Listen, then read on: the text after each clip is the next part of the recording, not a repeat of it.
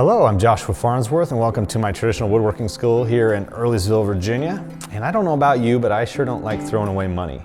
And that's exactly what happens when we as woodworkers buy wood finish and then we let it sit for a while and it turns into a gelatinous mass like this here. So I want to share with you an exciting gadget that I use that wasn't intended for woodworkers, but it's going to save you a lot of money.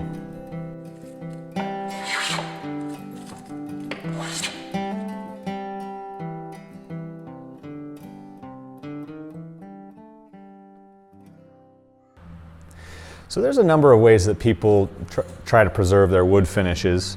One of those ways is I've seen some little plastic bags that people put their finish in and then they squeeze it out towards the top, and I've heard that works okay, but I haven't used it.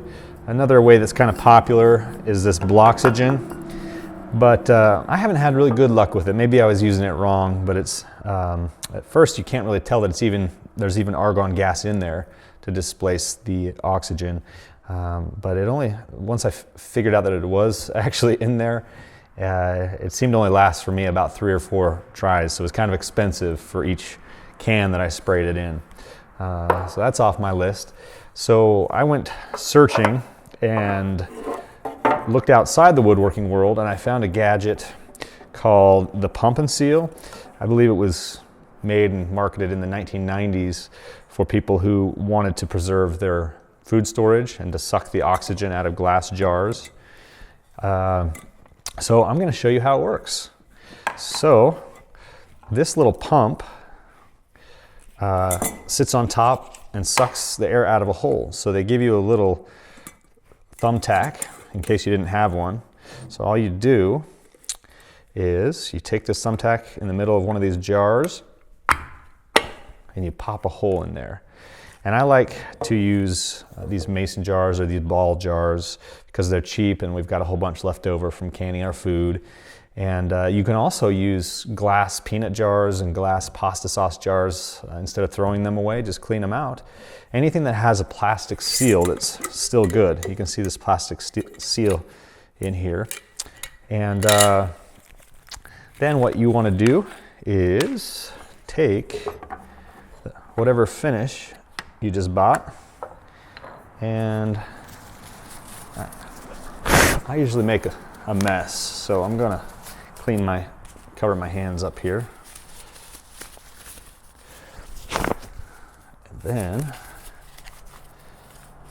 I'll pour this in here. This might take a little while, so sit back and relax.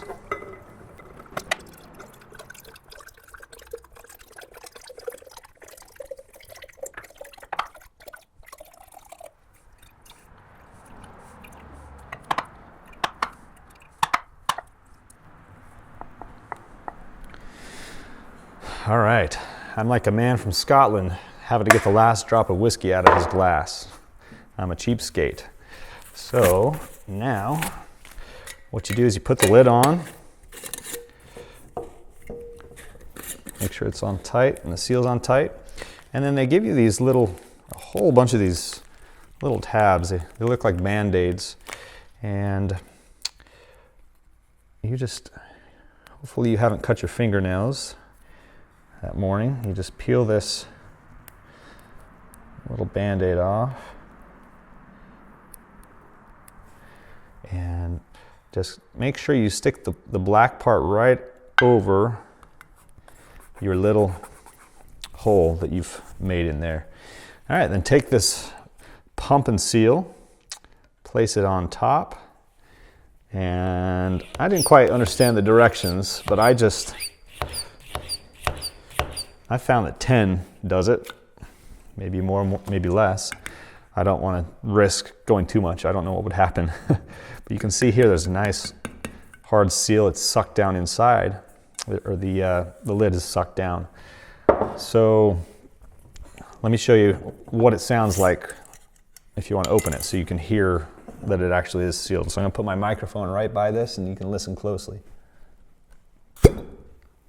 That's definitely sealed. And the great thing is even though they give you a bazillion of these little stickers, I found that I've never needed to put a new one on. All I have to do is put the pump back on. 1, 2, 3, 4, 5, 6, 7, 8, 9, 10. Pull it off, and it's resealed. I can't get much easier than that.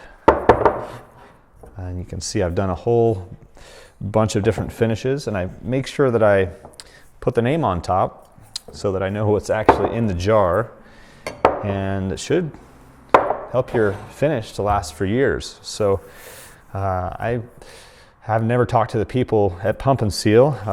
I just ordered this, but I don't know if other people have used this for their wood finishes or not, but I just thought I'd share a neat idea with you. And if you could comment below and let me know what other ideas you found to use to save money from your wood finishes going bad. So I'll share the link to this in the comments below and on the accompanying blog post. And I hope you can come join us for a class here in Virginia. And thanks for watching. This is Joshua Farnsworth. If you're interested in learning traditional woodworking with hand tools, visit my website at woodandshop.com, where you can find free video tutorials, workshop tours of amazing traditional woodworkers, and tool buying guides.